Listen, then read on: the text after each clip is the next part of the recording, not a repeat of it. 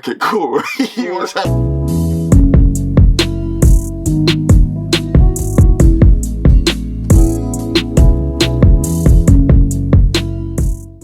family? What's good, everyone?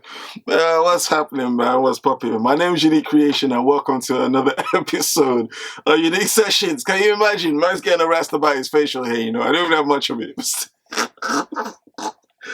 Ah, man. Anyways, family, if you're like me and you got like your pepper grainy facial hair and people are criticizing you for it, then you understand my struggle, man. Yo, yeah, I want to talk to you. Welcome to another episode of Unique Sessions. This is the second episode of my Take Time series, and the title for this is Take Time to Reflect on Things.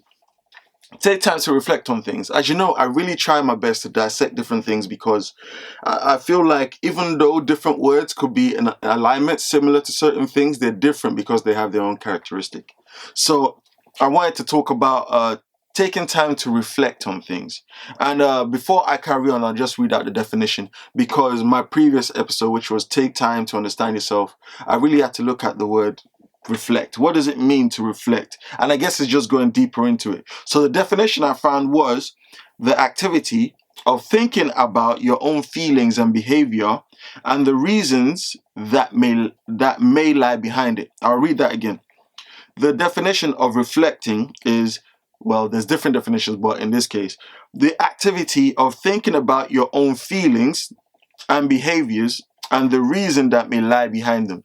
So really and truly sitting down, thinking about your feelings, the way you behave, and the reasons behind why you behave like that. And the benefits of reflecting is very, very similar to taking time to understand yourself. But I feel like reflecting is part of what it takes to understand yourself. Sometimes you need counseling. Sometimes you need somebody as a sounding board to better understand yourself, because it's one thing to analyze yourself and see things. It's another thing for somebody else to notice something about you that you didn't notice about yourself. So that's all part of taking time to understand yourself. But taking time to reflect on things is about really sitting down and thinking about your own feelings and behaviors and the reasons that may lie behind them. For example, it helps you analyze a situation in more depth. It can even help you fall asleep. I actually reflect more when I'm about to sleep. When I lie down and I'm thinking, it can help you analyze a situation where you reacted a certain way, but you couldn't pick out why you acted like that. For example, let's say, I don't know, you were with a group of friends.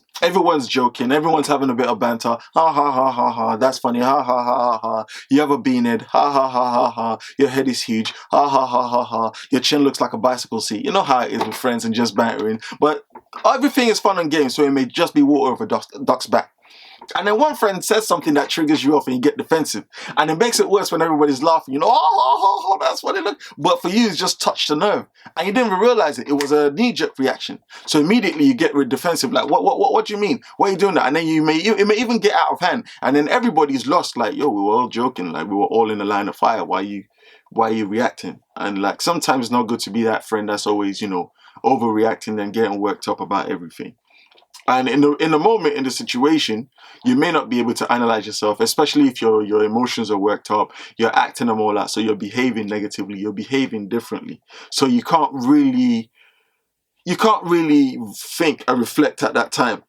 There's a big storm, your mind is going all over the gaff, you can't really pick it out, your friends are trying to calm you down. The friend that said it, you may have said something about him and he may just as responding as a part of banter. There's healthy banter and there's unhealthy banter, but we could get into that another time. And then because of that, you reacted. So when you get home, sometimes I realize when I overreact about something, I feel silly. I feel very dumb. I just feel silly afterwards. I feel stupid. Like, why did you react like that? And the embarrassment as well may make it hard. In fact, sometimes you can overthink yourself into a void. But reflecting is actually lying down and thinking, why did I react that way? Where did that come from? I know everybody was joking, but why did that bother me? Everyone laughs at everybody in the group. Everyone jokes. No one means to hurt anyone. So why did I react that way? What was it about that word? Where did it come from? And reacting and thinking about that can actually lead you back to something that you forgot about yourself. It's happened to me. There were times where I asked myself a question about, why did I respond the way I responded? Just to find out that there was actually a previous experience that makes me react that way. Maybe I used to get accused a lot about certain things when you were younger. So, for example, I'll actually give you an example. I do not like when I genuinely believe someone's looking down on me. I can't stand it. I have no tolerance for it. It feels like it's blatant disrespect. It's like you're actually looking down on me for something. I can't stand it. For example,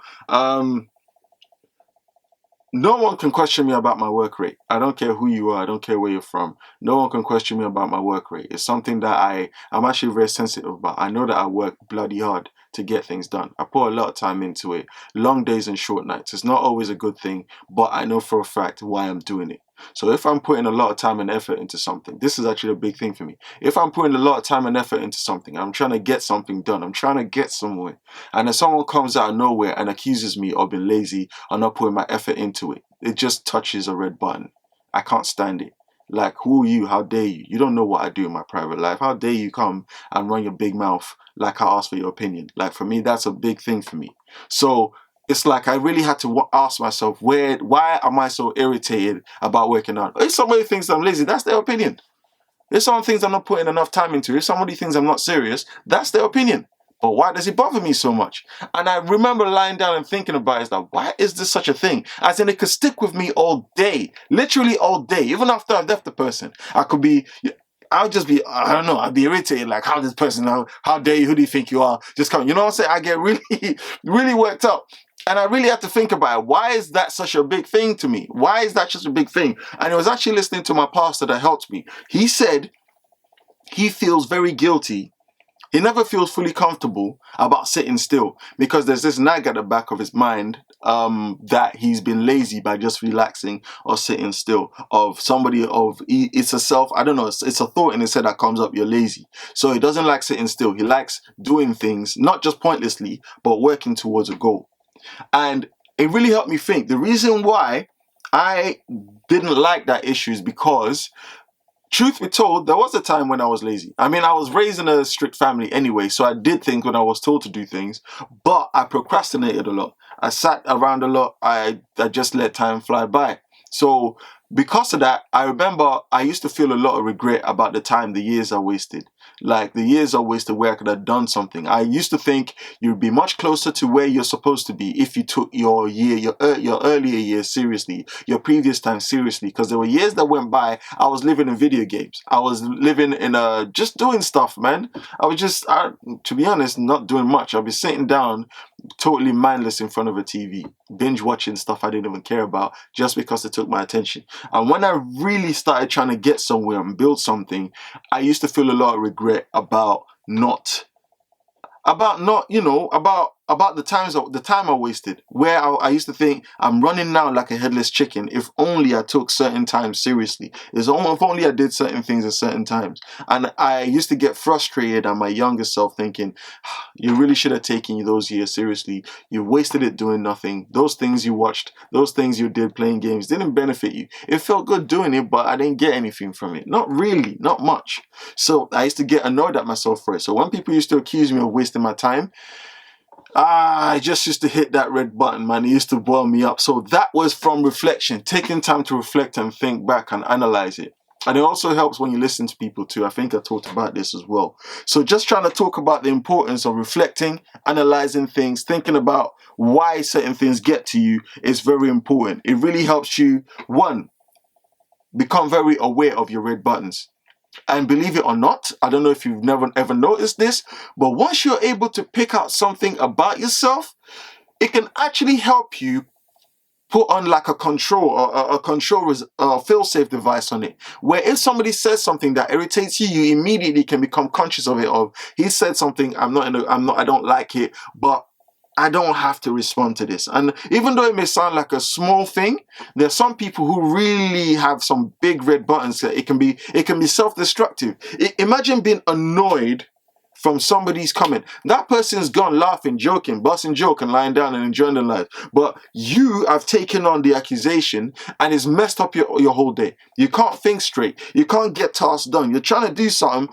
You're trying to have a conversation, but people are wondering why you're distant because now you're just in your own head. You're stuck there. So actually taking time to reflect, understand, and analyze yourself can sometimes help you point out to the fact that the accusations people are throwing aren't that big a deal, or it can just help you kind of put a fail-safe device on it. And sometimes it can actually help you have a very Constructive conversation. Instead of responding negatively, you could actually tell the person and say, you know what, that one bothers me, like, and this is the reason why. And it can help the person understand you and not go there anymore. So reflection does a lot of things. So it's just me trying to share a bit of my story, point out the benefits of reflecting. I hope this helps somebody out there. I don't like to just talk out my face because I like my own voice. I'm really trying to help people, and share, experiences with people who want to hear stuff like this. So yeah, I hope you enjoyed it. My name is Unique Creation. If you haven't, please click that subscribe button or share this with someone who you think needs it. Much love. See you at the next one. Take care. Bye.